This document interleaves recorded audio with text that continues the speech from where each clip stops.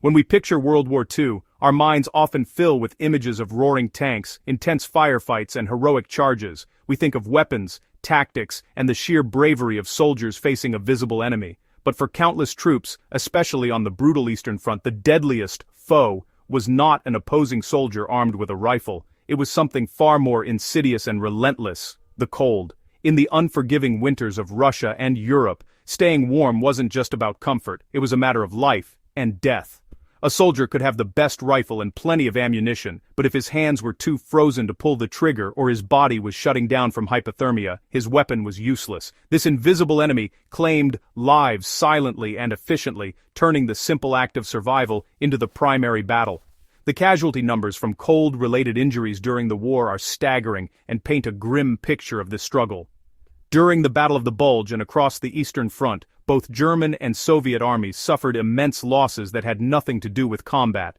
Frostbite, trench foot, and severe hypothermia took more soldiers out of action than bullets and shrapnel in some campaigns. For the German army invading Russia, the winter of 1941 was a catastrophe. They were ill-equipped, with summer uniforms offering little protection against temperatures that plummeted to minus 40 degrees Celsius. This oversight in logistics meant that the cold became a strategic weapon for the Soviets, halting the German advance more effectively than any defensive line could. For the individual soldier, the fight wasn't for territory, it was for a single degree of body heat. This constant battle against the elements forced soldiers to become incredibly resourceful. Official military gear often fell short, and supply lines were frequently cut, leaving troops to fend for themselves in some of the harshest environments on Earth. They had to innovate or perish. The need for warmth was paramount, driving them to find solutions that their training manuals never covered. A fire was a double-edged sword. While it provided life-giving heat, its smoke and light could instantly give away a position to the enemy, inviting a mortar strike or a sniper's bullet. Survival depended on finding a way to generate warmth without creating a beacon. This desperate need for stealthy, effective heating pushed soldiers to look to the very ground beneath their feet for a solution. Ultimately, the story of survival in World War II is as much about environmental adaptation as it is about military conflict. It highlights a fundamental truth that every adventurer and survivalist knows.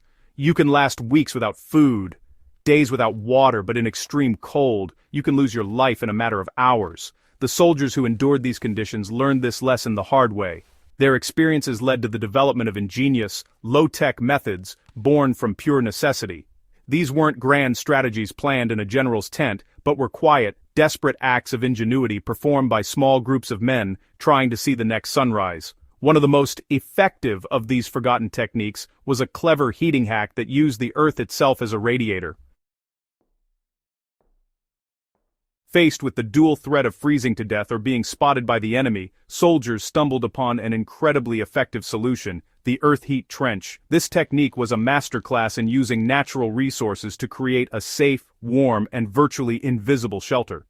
The principle was brilliantly simple yet profoundly effective. Instead of relying on a continuous visible fire for warmth, the goal was to heat the ground itself and then use that stored thermal energy. The earth, especially dense clay or loamy soil, is fantastic at absorbing and retaining heat. Once heated, it acts like a giant slow-release radiator, providing steady warmth for hours without any flame, smoke, or light. This was the ultimate survival hack for a soldier deep in enemy territory. The process began with digging a small pit or a narrow trench, typically a few feet deep and long enough for one or two soldiers to lie beside. The size was crucial. It had to be large enough to be effective but small enough to be dug quickly and concealed easily. Once the pit was prepared, the soldiers would build a small, intense fire inside it. They used whatever dry fuel they could scavenge: twigs, branches, or even pieces of wooden crates. The key was to get the fire burning hot and fast, transferring as much heat as possible directly into the soil walls and floor of the pit. This charging phase would last for an hour or more, until the ground was thoroughly saturated with thermal energy. Once the earth was sufficiently heated, the most critical step was to extinguish the fire completely. Every last ember had to be put out and removed from the pit. This eliminated the risk of smoke or fumes, which could be deadly in a confined space. After clearing out the ash and coals, the soldiers would place a layer of green branches, flat stones, or a spare bit of canvas over the hot earth. This barrier prevented direct contact with the scorching ground and helped to diffuse the heat more evenly. Finally, they would seal the top of the pit with a waterproof poncho or a larger log covering, creating a small insulated space. The soldiers would then lie down on top of or next to this sealed heat source, soaking up the gentle radiant warmth. The result was a small pocket of survivable warmth in the middle of a frozen landscape. This method provided a safe place to rest and sleep, allowing soldiers to recover from the brutal cold and maintain their fighting effectiveness. Unlike an open fire, the earth heat trench produced no light and no smoke, making it completely invisible to enemy patrols or aerial reconnaissance, even from a short distance away. The heat radiated slowly and consistently throughout the night, keeping body temperatures stable and preventing the onset of frostbite or hypothermia.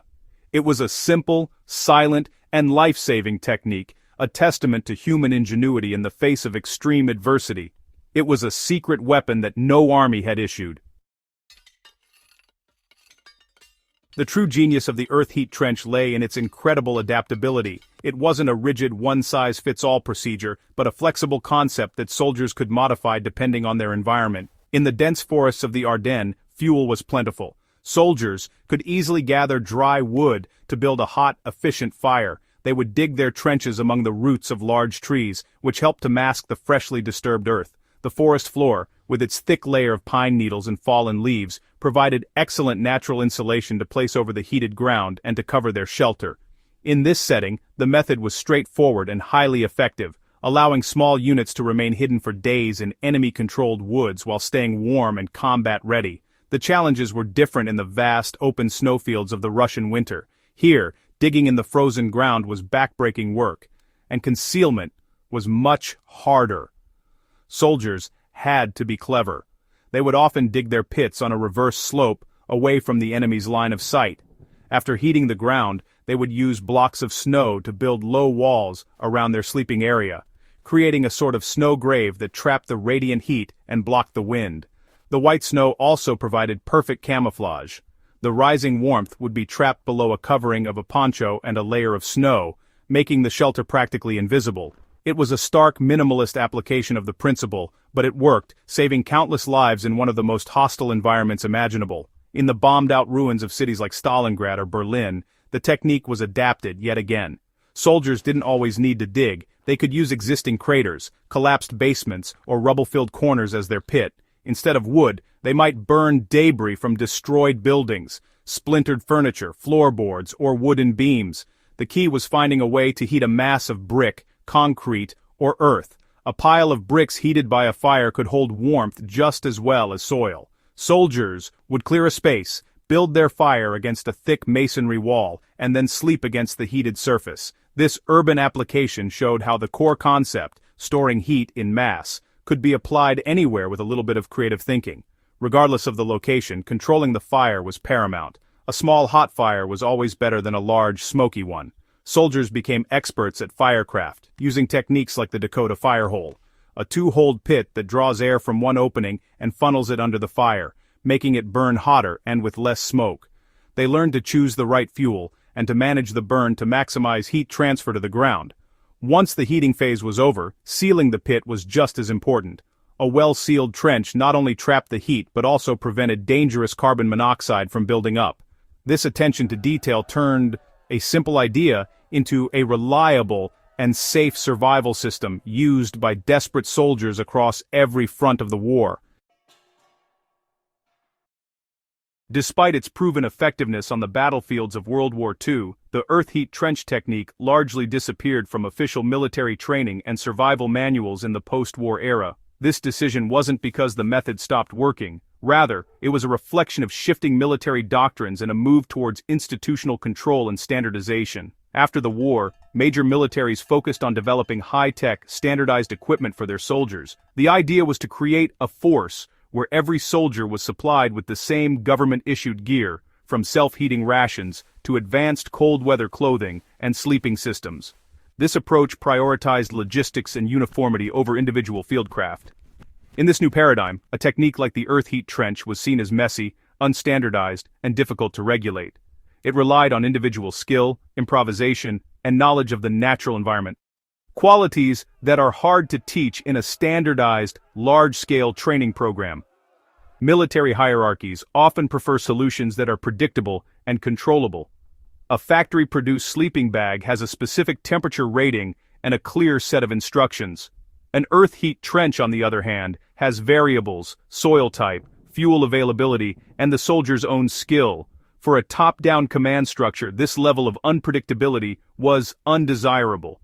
The focus shifted from empowering the soldier to improvise towards equipping them with gear that supposedly made improvisation unnecessary. The onset of the Cold War also played a role in burying this type of knowledge. The looming threat of nuclear, biological, and chemical warfare changed the strategic landscape entirely.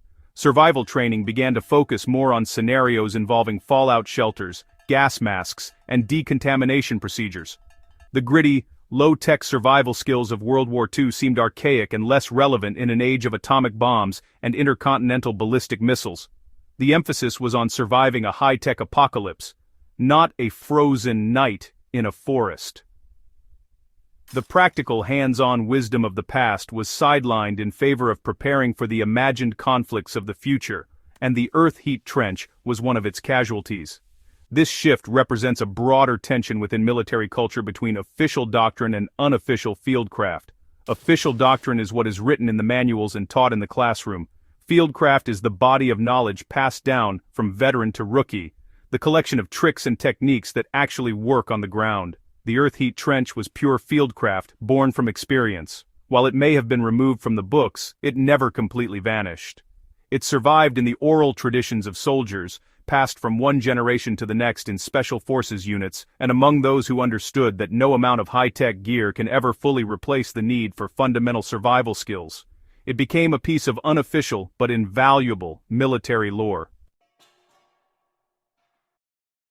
The earth heat trench may seem like a clever World War II invention, but the core principle behind it is ancient. For thousands of years, cultures living in cold climates have understood the power of thermal mass, the ability of a dense material to absorb and store heat. From the heated stone beds used by ancient Romans in their villas to the Kong beds of northern China, which used hot air from a stove to warm a large brick platform, people have long known that storing heat is far more efficient than constantly burning fuel. These ancient systems allowed people to stay warm through long, cold nights using a relatively small amount of energy. The soldiers in World War II, whether they knew it or not, were tapping into this timeless piece of human wisdom. Modern survival science validates this ancient practice. The key concept is the difference between direct heating and radiant heating. Sitting next to an open fire is direct heating. You are warmed by the flames and hot air, but the moment you move away or the fire dies down, the warmth is gone. This method is inefficient, as most of the heat escapes into the atmosphere. The earth heat trench, however, relies on radiant heat stored in thermal mass. The fire's energy is transferred to the dense soil, which then radiates that heat back slowly and steadily over a long period. This is a much more efficient use of fuel and energy, providing sustained warmth long after the fire is out. It's the same principle behind a brick pizza oven that stays hot for hours after the fire is removed. For today's survivalist or anyone caught in an emergency, this knowledge is incredibly powerful. In a survival situation, fuel is a precious resource. Burning it all night in an open fire is wasteful and can be dangerous. By using the earth heat trench method, you can use a small amount of fuel to charge the ground and then benefit from that stored heat for the rest of the night. This conserves energy, reduces the need to constantly gather firewood, and allows you to get crucial, uninterrupted rest. It transforms the ground from a cold, energy-sapping surface into a personal heating system. Understanding this principle is a game-changer for anyone facing a cold-weather survival scenario. The technique also has modern applications beyond just digging a hole. The principle of thermal mass can be applied in many ways. If you're in a snow shelter like a quinzhee or an igloo, you can heat several large rocks in a fire outside, then carefully bring them inside. Placed on a safe surface, these hot rocks will radiate heat for hours, raising the internal temperature of the shelter significantly without the danger of carbon monoxide from an indoor fire. This focus on heat banking, storing energy in a medium for later use, is a cornerstone of smart survival. It shifts the mindset from simply making a fire to actively managing and storing thermal energy, a far more sustainable and effective approach. Remembering the earth heat trench does more than just add a new trick to the survivalist's toolkit. It fundamentally enriches our understanding of military history. It reminds us that the story of war is not just about generals and grand strategies, but about the individual soldier's daily struggle for survival. It brings into focus the human element of warfare, where ingenuity and resilience were often more important than the equipment a soldier was issued. These unofficial techniques reveal a hidden history of how battles were truly won and lost, not just by tactical victories, but by the ability of an army to keep its soldiers alive and functioning in the most extreme conditions. This knowledge adds a layer of depth and respect for the veterans who endured these hardships. For the modern survival community, the rediscovery and preservation of skills like this are vital. In an age where we are increasingly reliant on technology, these low-tech, high-ingenuity methods serve as a powerful reminder that the most reliable tools are knowledge and a creative mindset. A GPS can run out of batteries and a high-tech sleeping bag can be lost or damaged, but the understanding of how to use the natural environment to your advantage is a skill that can never be taken away. By studying and practicing these fieldcraft techniques, we honor the resourcefulness of those who came before us and ensure that their hard-won wisdom is not lost to time. It connects us to a lineage of survivors who knew how to work with nature, not just against it. Sharing this knowledge is an act of empowerment. It gives ordinary people the ability to take control of their own safety in an emergency. Imagine a family whose car breaks down on a remote road in winter. Knowing how to create a simple heated shelter could be the difference between a cold but safe night and a life-threatening disaster. These are not just obscure historical footnotes, they are practical, life-saving skills. By bringing them back into the light, we equip ourselves and our communities with the resilience to face unexpected challenges. It democratizes survival, moving it from the realm of elite specialists to something accessible to anyone willing to learn. In the end, the story of the earth heat trench is a powerful lesson in the endurance of practical knowledge. It's a testament to the fact that some of the most effective solutions are often the simplest, rooted in a deep understanding of fundamental principles. As we continue to document the past and prepare for the future, we have a responsibility to seek out and preserve this kind of soldier's science. We must ensure that the embers of this fieldcraft are kept glowing, ready to be fanned back into flame when needed. For historians, it completes the picture of the past. For survivalists, it provides the tools for the future. And for all of us, it is a tribute to the unyielding power of the human spirit to adapt, innovate, and survive.